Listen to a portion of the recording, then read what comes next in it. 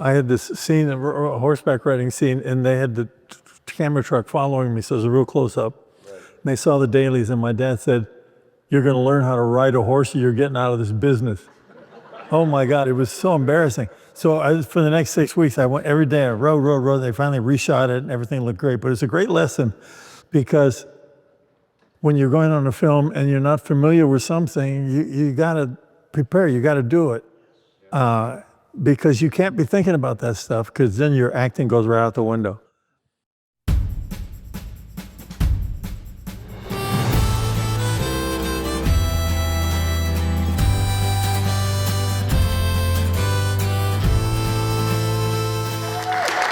Hi, I'm Rob Word. Welcome to A Word on Westerns. We are at the Lone Pine Film Festival, and I have an array of talented people who all know how to spell very well without even using their app to find out. And it's because they're writers, except for one. We put him at the far end, and he needs to write a book. Everybody else has. And at the far end, we've got Patrick Wayne. How about it for Patrick Thank you. Wayne? Thank you very much. You're too kind. Next to him, we have an award-winning makeup artist and author of multiple books, Michael Blake. Thank you.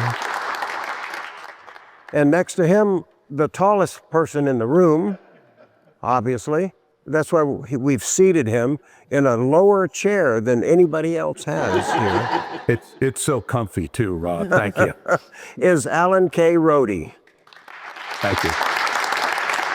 He's written a couple of terrific books. One of them, the font is so small you can't read it, so we're waiting for that to come out on Audible. And that is The Blood on the Moon, a wonderful book, but... It is out on Audible. Oh, who reads it? Wakash. Aha. Yeah. All right, I'm going to listen to that, because it's a terrific book. Makes you want to see that Bob Mitchum movie, Blood on the Moon. He also wrote a book on Michael Curtiz, which is quite the coincidence, because right now we have the daughter of the man whose career skyrocketed because of Michael Curtiz, Errol Flynn. His daughter, Rory Flynn, is right here. So, Rory, you wrote a book as well. Yes. So tell us a little bit about your book. Is it about you and your dads together? Yes. It's actually the 12 years that I had with my dad growing up on Mulholland Farm. And, I'm not really a writer, so I've just put these memories together. And there's quite a few of them, and it's really, really nice. You'll like it. But as I say, I'm only up to the age of 12. All the parties that my dad had, all the things that he did with us that I could remember. What is it called? It's called The Baron of Mulholland. And did you write it in crayon? No. As a 12-year-old might, and be appropriate like that. I added all these letters that my mother left me after she passed away. And he wrote her all these letters, and I still have many that I have not published. But I published a lot in there in his handwriting, the letters just as they are, so you could see his humor, his wit, his love for my mom. It was a love story. So. Oh, terrific. Nice. Yeah. Terrific. So, Alan, your book on Michael Curtiz, I thought it was wonderful and made me want to go back and rewatch so many of his films. The classics that he did, I love, and everybody loves Casablanca and Captain Blood and Angels with Dirty Faces. He's done a lot of other things. The silent films, I hadn't seen most of those. Tell us why you decided to pursue research on Michael Curtiz. Well, I was asked by the series editor for University of Kentucky Press, Pat McGilligan, a great writer in his own right. I had written my first book on Charlie McGraw, not exactly a household name, and that was kind of a serendipitous another story. And he says, what are you going to write? And I said, I don't know, I'm thinking about it. He says, why don't you write about a director? So originally I thought about Julie Dassin, but then I realized I have to spend a lot of time in France and a lot of time in Greece, and I couldn't do that. And I had a correspondence with Dassin for a number of years, and I admired his work and admired him. So at any rate, I thought about Curtiz because no one had really written something about him other than all of the anecdotes, the fractured Hungarian syntax in English. Give us one of those. Well, he was nominated for Best Director, 1935, Captain Blood. And then in 38, he was nominated for 2 pictures, Angels with Dirty Faces and Four Daughters, and he didn't win. And he finally won for Casablanca. But when he lost those other 3 times, he said, "Always the bridesmaid, never the mother." You know, and when people, he actually turned it into a publicity device. He had a sign that he eventually put on the set of his films, "Curtiz spoken here."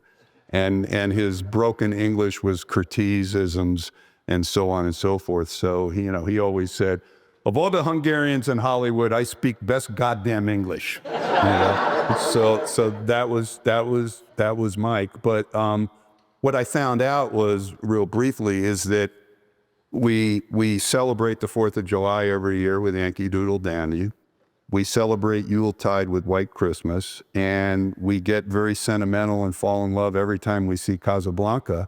But very little was known about the man who made these great movies, who made 9 movies with Rory's father, and all of this. And what I found out is the truth is always more interesting than the legend. And he was a very complicated guy. And to sum him up, Hal Moore, who worked with him on Shot Captain Blood, The Walking Dead, many of his pictures, he said, "I enjoyed Mike very much. He was a brutal son of a bitch." He said he had no consideration for anybody's feelings, but he was a very kindly man. So there you have it. A nice contradiction. Michael, so I know that your books about Lon Chaney were driven by your passion for makeup and your expertise in makeup. Was that your first book? Yeah. Lon Chaney, The Man Behind 1,000 Faces. I got interested in Chaney when I was 10. My dad was in Man of 1,000 Faces. He was a character actor. And he was in that. I stayed up one night to watch him. And when it was over, I wanted a makeup kit and who's Lon Chaney? And there were no books written about him. If you're lucky, there was a paragraph that big in a film book. And anyway, when I was a kid actor, one of the few who never robbed a 7-Eleven, thank God. Oh, so you say. Or so I said, well, we won't admit to it. And the day ain't over. But I worked on a Marcus Welby episode, and but the makeup artist, you know, what's this?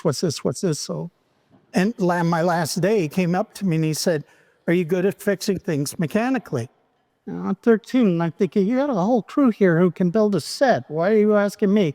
But in true tradition of the actor, when they ask you, can you do something? I said, sure. Well, he gave me his old makeup case full of pancakes. I went home that day, and all the kids in the neighborhood walked around with a Cary Grant tan. And I started, my dad taught me a few things, and I got a book out of the library. And when I took pictures of myself, because nobody else would sit for me, and I worked on shows, I'd show the makeup artists. And one of 2 things had happened. Some guys, they were terrific. They'd sit down with you and say, that's good, now you do this, gave you lessons and taught you. Other guys just flat out said, get away from me, I don't want to talk to you. And I was 21, I had put a portfolio together, I walked over to Universal, showed the makeup artist, Dick Dawson, my portfolio. He said, come on.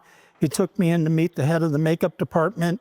And 6 months later, October 24th, 1978, I don't remember that date, I walked through, I was 21 years old. I walked through the red doors at Universal and started a 40-year career. And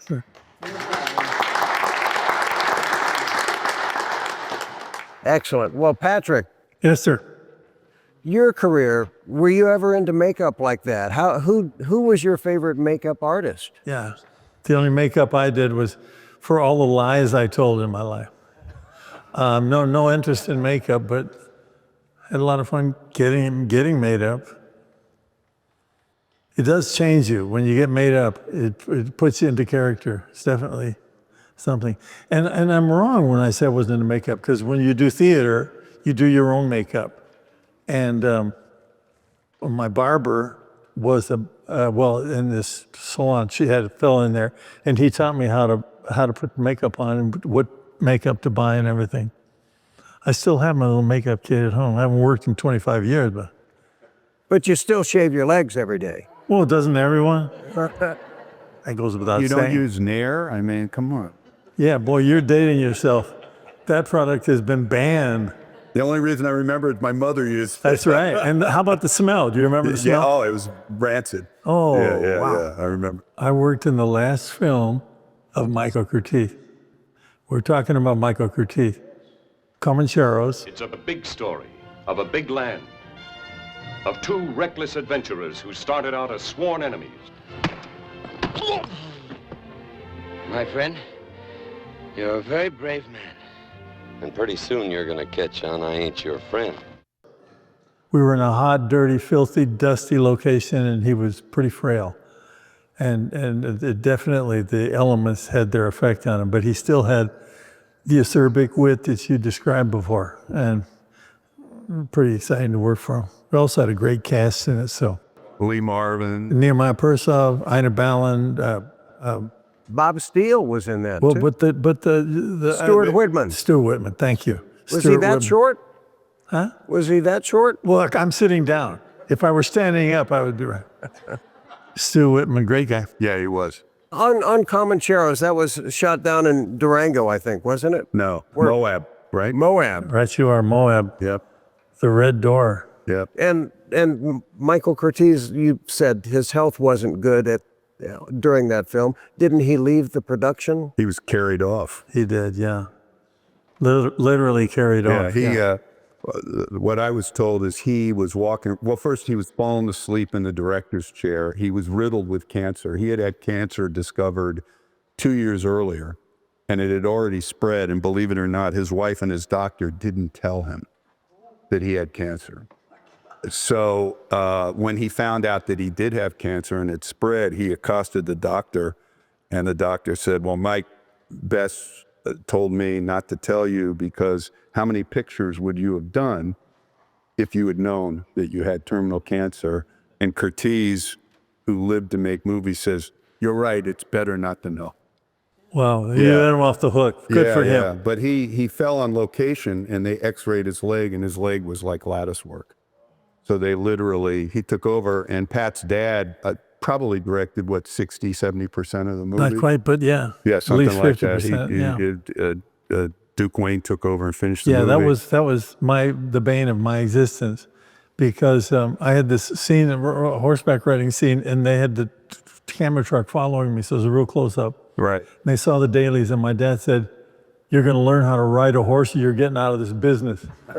Oh my God, it was so embarrassing. So for the next 6 weeks, I went every day. I rode. They finally reshot it, and everything looked great. But it's a great lesson, because when you're going on a film and you're not familiar with something, you got to prepare. You got to do it, because you can't be thinking about that stuff, because then your acting goes right out the window. And it's paid off for me a bunch of times. While you were learning to be a better writer, was there a stunt man or somebody who worked with you? Who was the stunt guy? Of course, yeah, the Wranglers. On this particular case, Chuck Hayward. The good Chuck. Good Chuck, yeah. Yeah, so it's great guys. Boy, he worked in all those Ford films, and with your dad too, Chuck. Both Chuck. Both Chuck. Chucks, yeah, and Ben Johnson. Well, it's hard to look good when you're riding with those guys. You really got to be a. Impossible. Geez, we saw this movie, She Wore a Yellow Ribbon, the other night. And Frankie McGrath was making those impossible rides up mountains, and it looked like everybody could do it. I mean, he just become a part of the horse, and believe me, it's not easy. It's not easy to do. Rory, your dad was a terrific horseback rider too. I know he was doubled in a lot of the more dangerous scenes, but he sure looked good on a horse. Sure, Jed. He really did. You'd think he'd be riding horses in Australia, but I don't think he was, to speak of. I know he liked He's just a natural athlete. I mean, it's just that. That's all I can say. So he's just gifted in all kinds of athleticism. But look what he did in Gentleman Jim for Raoul Walsh. I mean, he picked that up right away, the boxing and all that. He'd also been at the school. Right, right. In Australia. So he had been, he dabbled in a whole bunch of little things, right? He played tennis really well. He was junior champion in Australia. So he came with this amazing ability of coordination. Yeah. And he was a writer. Oh, he was a runner. He wrote 3 books. Yeah. Beam Bend. You know, the history of partying, I mean, is a different life in those days. They would go out and drink for 2 weeks. Oh, yeah. They wouldn't eat, they wouldn't sleep, they would, Yeah. What did Raoul Walsh say? There was a lot of laughing water around in those days. That's right. Rob, you hit it though. When you said you look good on a horse, that is the important thing, is to look good on a horse. You don't have to ride a rope or do any of that stuff. If you can look good on a horse, then No matter what the horse is doing, right? That's right. That's it. That's the battle. You can That's sit. the battle. I can sit looking good on a horse. It's posture. Posture is so important. Dick Farnsworth said, and his son Diamond is here this weekend. If you want to talk about stunts, he's the guy. But during Red River, Richard Farnsworth, Diamond's dad, was hired to be the stunt double for Montgomery Cliff.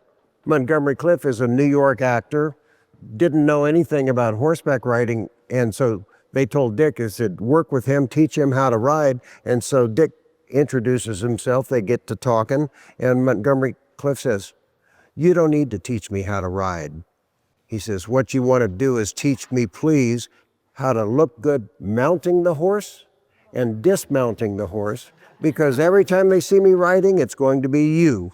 Yeah. Pretty fine, pretty true. Yeah, that's interesting. When Curtiz was making the Will Rogers story, he had that script and everything like for 10 years, and no one wanted to play Will Rogers. Particularly Spencer Tracy turned it down, Gary Cooper turned it down, because they knew Will Rogers and he was such an iconic figure.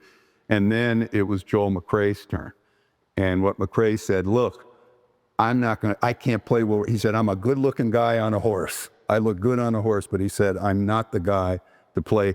And then he fastened on Will Rogers Jr. Who was terrific, He got a great performance out of him.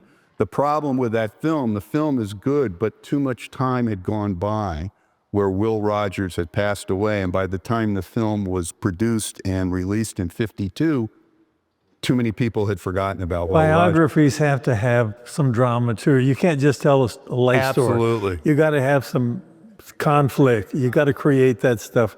And if you don't do that, it doesn't matter how well loved the man was or anything. Yeah, true. And there wasn't a lot of conflict, but also it goes in cycles, because if you look at what James Whitmore did, the one-man show of Will Rogers was a big success. And then with Keith going on Broadway and the Will Rogers Follies, that was huge, a giant success. And so they keep bringing Will Rogers back, and well, they should. Because he was America. He was. And talk about writing. He could write, he could act, he could rope, and he could ride. Yeah. And I think I put down in my book how many high schools, parks are named after him. That's in double figures.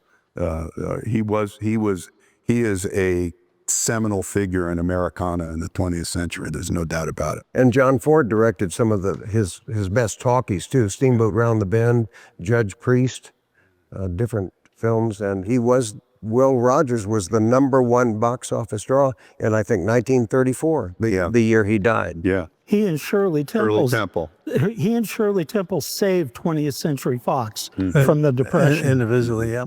I was surprised. I saw Big Jake recently. That's a really violent film. It is a lot of it.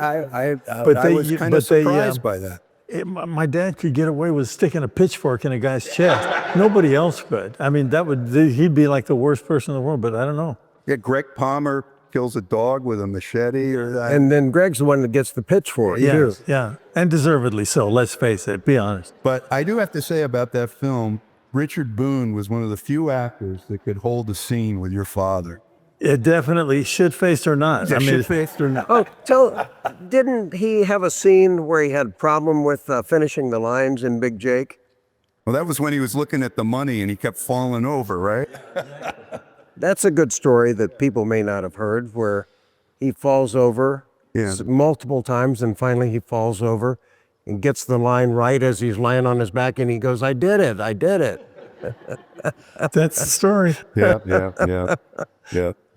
But he was unfortunately the alcoholism. But he was a good actor. Where He was. He looked at your father and he said, I just saw something I didn't like in your eye. Yeah, it was so real. Yeah, It was so real. it was good. A He was terrific good. actor, and also his show, Have Gun Will Travel, unlike other TV shows that were being cranked out at the time in the 50s, he allowed for a rehearsal time. He was a producer's actor. He loved them, and so they loved him. And if he saw somebody who he liked in their performance, you'd see them coming back on Have Gun Will Travel. He also liked to travel, and one of the favorite places that he liked to travel is where we are right now in Lone Pine.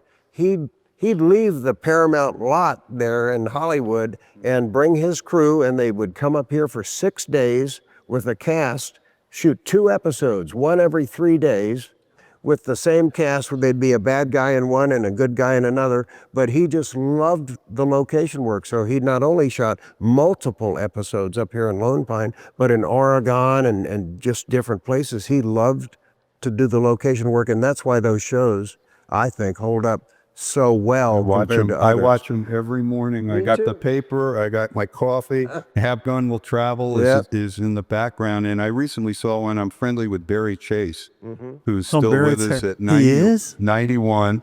She's doing really well. And I saw her in an episode, and I called her up. I said, hey, I just saw you in a 1958 Have Gun Will Travel. She said, that was the first thing I ever did as an actress. And she said, and I went for a test, and the director was Lamont Johnson, and he hated me, and he didn't want to hire me, but Boone liked me and was nice to me, and he got me on the show, and that was the first show I did. And every time Boone was there, the director treated me nice. And then when Boone wasn't there, he would look at me like this, because Boone forced it to take him. And the other one was Richard Donner, who directed those episodes.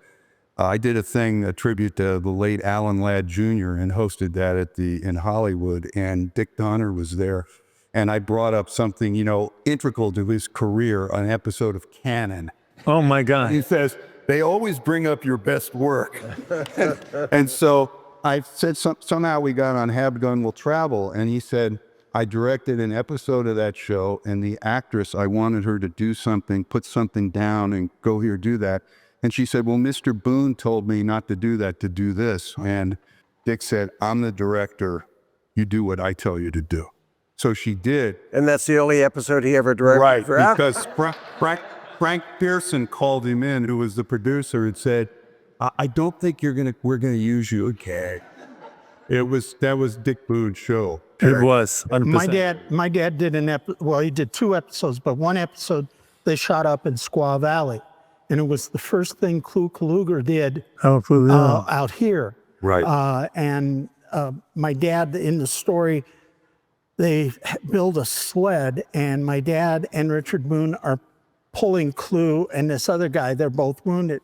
And my dad, just before they did this one big master shot of them coming down this way, my dad turned to Richard and he said, I think it might look good if you and I are struggling a little bit with the sled.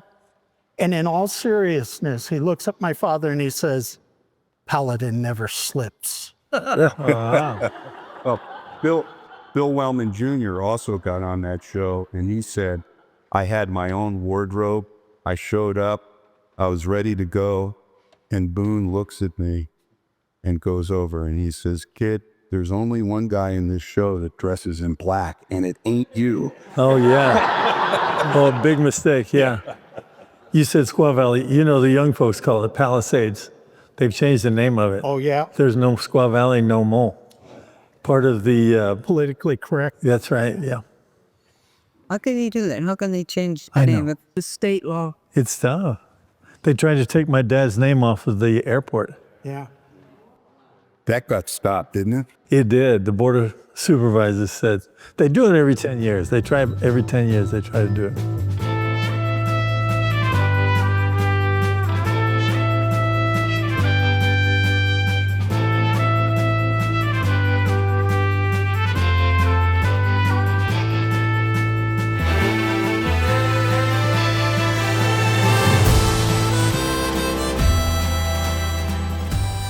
Thanks for watching the show. I'm RJ Word. You already know my dad, Rob, because you were just watching an episode and you stuck around. And you know what's interesting is I'm sure you see RJ's name in the credits all the time. Well, he and I now are going to do something together where you can see both of us instead of... Well, actually, You can't see either one you of can't us. see either of us. It's a podcast. But you'll hear him. Exactly. Podcast, it's new for me, but I'm excited about it. We're going to be having a lot of interviews with Western personalities like we've been doing for the past 11 years right here on A Word on Westerns. But now it's A Word on Westerns podcast. You know, that's more than a third of my life. We've been doing this show for more than a third of my life. He was in high school when we started at the Autry in 2013, and he used to skip class to come and work as a PA, and now he's bossing me around. Can you believe that? He was a cool dad, and he takes instruction very well. I'm very proud of him. But our podcast is every Monday. Every Monday a new one drops. Isn't it up all the time then, and you can access it anytime? You can access it anytime wherever you find your podcasts or on our new channel, A Word on Westerns podcast. Sounds good to me. The links are... I'm going to put it over his face. He did graduate, too. Click here.